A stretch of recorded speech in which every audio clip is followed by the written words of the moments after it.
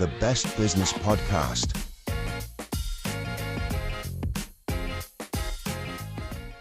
Hello and thank you for joining us. He's Jack Seymour. He's Phil Murphy. And this is the Best Business Podcast, episode 4. So Jack, here we are again. Yeah. How's things going your end? Yeah, good. We're exceptionally busy at the moment, which Yeah. is always nice, and seeing a lot of people looking to grow, and which is nice to see. Yeah. So what we're going to do this week, we had really good feedback about our case studies on the last episode. So we thought we were going to just pick a random case study that might be of interest and just sort of dissect it and understand how you went about approaching the customer challenges and the products you considered and the eventual product you put in place. So if you want to tell us a little bit about the background of the company and what industry they were in, we'll go from there. Yeah, sure. So thinking about recent case studies, one that we completed on yesterday was a £140,000 5-year term unsecured loan. Right. This was for a engineering business based in Gloucester. They are a very long-standing business. A client of mine recently acquired the business 9 months ago, and the reason why the business was sold was they historically struggled with cash flow. Right. Because what they do is they do project-based work. So they deliver engineering projects for the MOD and blue chip customers. Right. And the very nature of their works are they get paid at different stages throughout the project. Right. But because they're building a product from scratch and they have high raw materials, high labour costs that go into that, they have to self-fund that project from start to finish or from start to the next payment cycle. Right. We spoke about invoice finance initially and how this can boost cash flow, but because of the contractual nature and the stages of which they get paid, their advance rate, the amount that they would get given every time the invoice, wasn't that high. Because with the milestone, what we call milestone payments, typically it can be anywhere from sort of 45 to 60% as an advance, as opposed to a nice, clean, easy invoice finance deal would be about 85-90% advance. So it's a lot less, isn't it? Yeah, exactly. So that works in construction, but it didn't work for their purpose.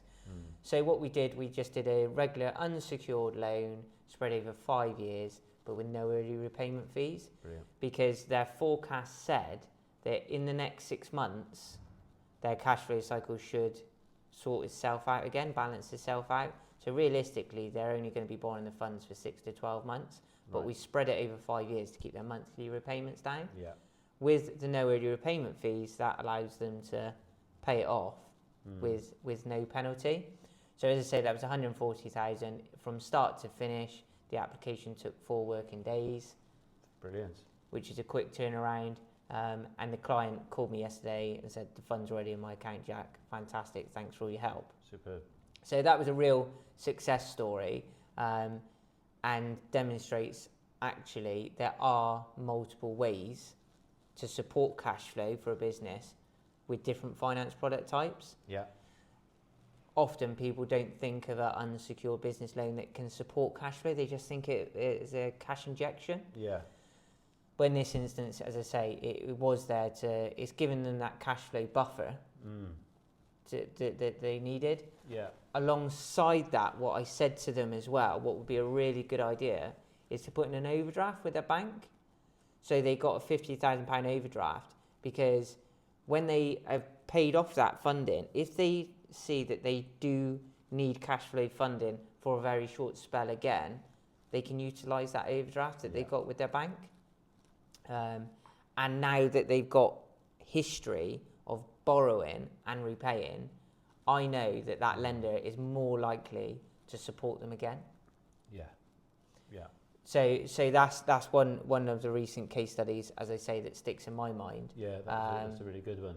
It's interesting with manufacturing and often in wholesale as well. Sometimes it might be supplier finance might be the right product, so we can pay the large invoice up front, so these material costs that you're talking about, we'll be able to pay that up front, and they can spread that cost over 3, 6, 9 or 12 months.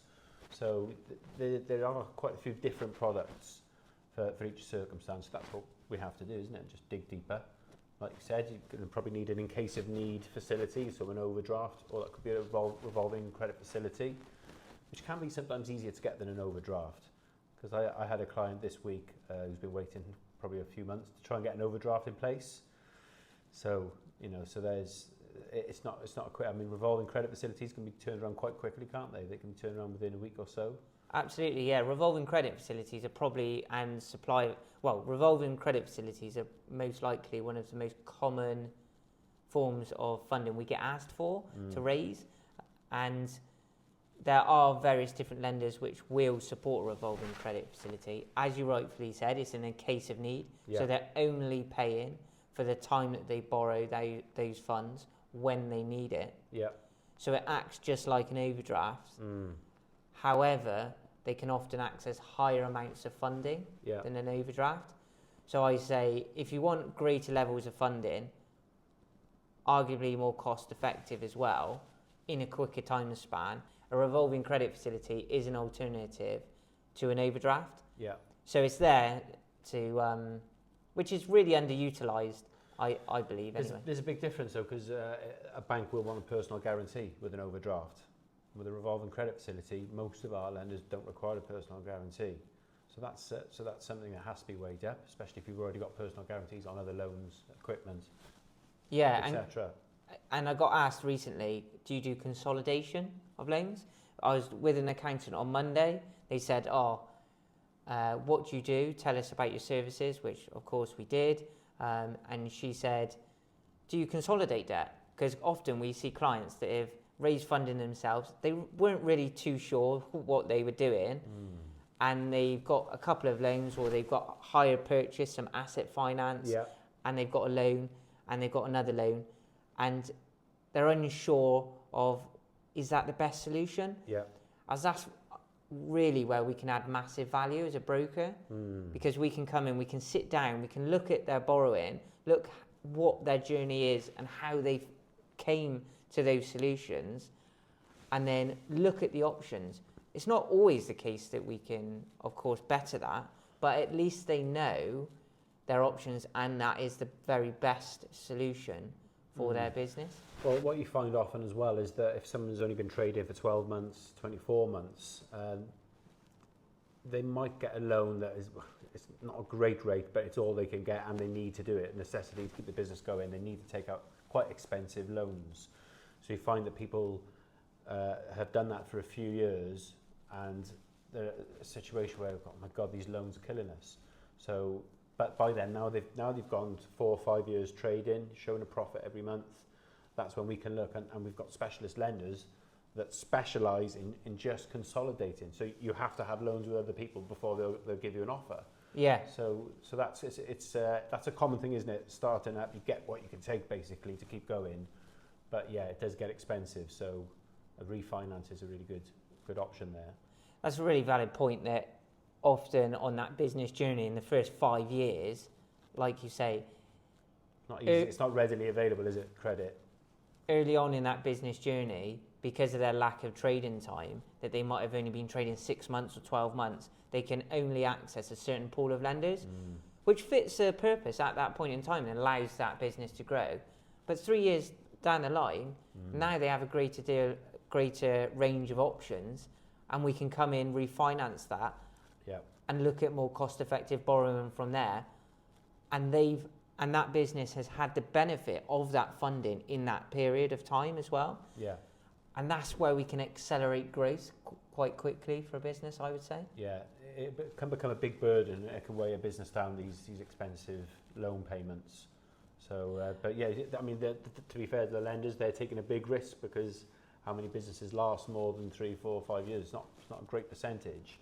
And it's what they're doing with that funding, you know, as opposed to the cost. Well, what will this allow you to do? What will allow that business owner to do with that funding? And does that outweigh the cost of borrowing? If the answer is yes, then invest. Yeah. If the answer is no, it's probably not the time to seek investment for the business. That's really good, really interesting. Thank you for watching. If you have any commercial finance requirements, please visit us at thebestgroup.co.uk. See you on the next episode.